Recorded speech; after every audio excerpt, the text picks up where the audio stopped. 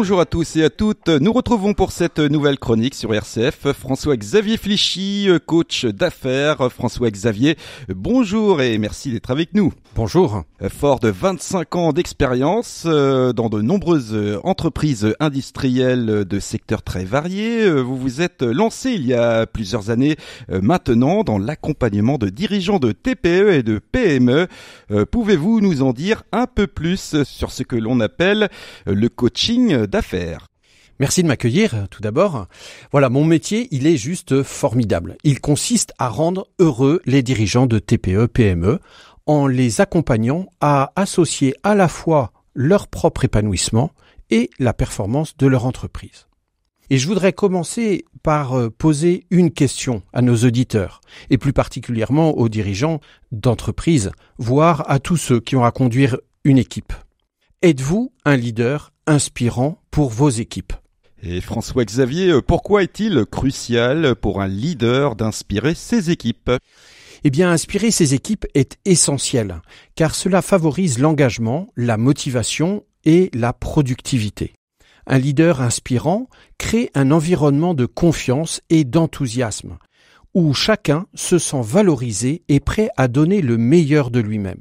Cela conduit non seulement à des meilleures performances, mais aussi à une plus grande satisfaction au travail. Comment un leader peut-il inspirer ses équipes au quotidien? Eh bien, il y a plusieurs techniques qu'un leader peut utiliser pour inspirer ses équipes. D'abord, il est important de donner l'exemple. Les leaders doivent incarner les valeurs et les comportements qu'ils souhaitent voir dans leurs équipes. Ensuite, il est crucial de communiquer une vision claire et motivante. Les équipes doivent savoir pourquoi leur travail est important et comment il contribue à un objectif plus grand. Enfin, la reconnaissance est essentielle, tout comme célébrer les réussites, même les petites victoires, pour maintenir un moral élevé et une dynamique positive. Et quels sont les points forts et les axes d'amélioration en matière de leadership chez les dirigeants que vous rencontrez? Chaque leader a ses propres points forts et axes d'amélioration. Je les encourage à commencer par demander un retour honnête à leur équipe et à leurs proches. En reprenant avec eux ce retour, on arrive toujours à identifier des points forts sur lesquels s'appuyer et des pistes d'amélioration, pour ne pas dire des sujets à travailler. Je ne pourrais pas dire d'une façon générale ou péremptoire, les dirigeants sont comme ça ou comme ci. J'en ai croisé beaucoup depuis maintenant près de 30 ans de carrière. Je me souviens d'excellents leaders qui avaient cette capacité non pas uniquement de faire, mais d'entraîner, d'inspirer, de faire en sorte que leur équipe les suit, non par soumission, mais par adhésion et par confiance.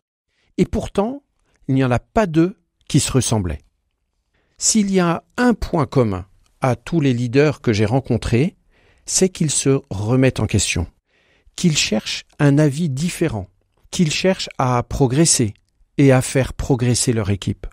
Et je dirais que ceux dans lesquels je me reconnais le plus sont les personnes qui se considèrent comme étant au service de leur équipe. Pouvez-vous nous partager un exemple concret d'un leader que vous avez accompagné pour devenir plus inspirant? Absolument. J'accompagne le dirigeant d'une entreprise de service. Quand nous avons commencé à travailler ensemble, il y avait quelques stagiaires, un point c'est tout. Aujourd'hui, ils sont 3 associés, ils ont embauché 3 collaborateurs et continuent à accueillir régulièrement des stagiaires. Avec lui, la première chose que nous avons travaillé ensemble a été le recrutement. Veiller à ne pas recruter des clones, de se renforcer par la complémentarité des profils, de mettre en place des réunions de service régulières, s'assurer que chaque collaborateur puisse progresser. Cela va même jusqu'à la mise en place de systèmes de rémunération attractifs et motivants. Dit autrement, il a su créer un environnement qui favorise le travail d'équipe. Avec une très belle croissance de son activité, il n'a eu aucun départ et a su recruter parmi ses stagiaires. L'ambiance est saine et la motivation est au beau fixe. Mais je vous propose de nous retrouver dans 2 semaines, à la même heure, en compagnie de Guillaume Chambreau, dirigeant de la franchise McDo de Sablé-sur-Sarthe, qui viendra nous partager la façon dont il s'y prend pour concrètement être un leader inspirant pour son équipe.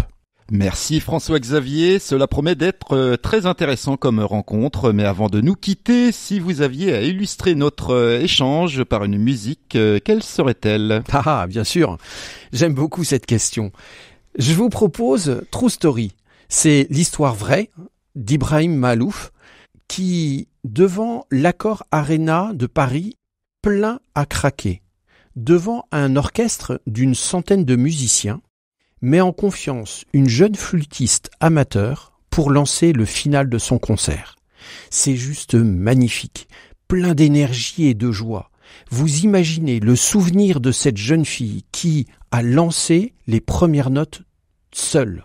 C'est juste fou de réussir à faire ça, et ça se termine en fusion entre le soliste chef d'orchestre, c'est un peu le dirigeant d'entreprise, les musiciens, ce sont les salariés, et le public, ce sont les clients. Oui, la musique peut être une source d'inspiration pour les leaders.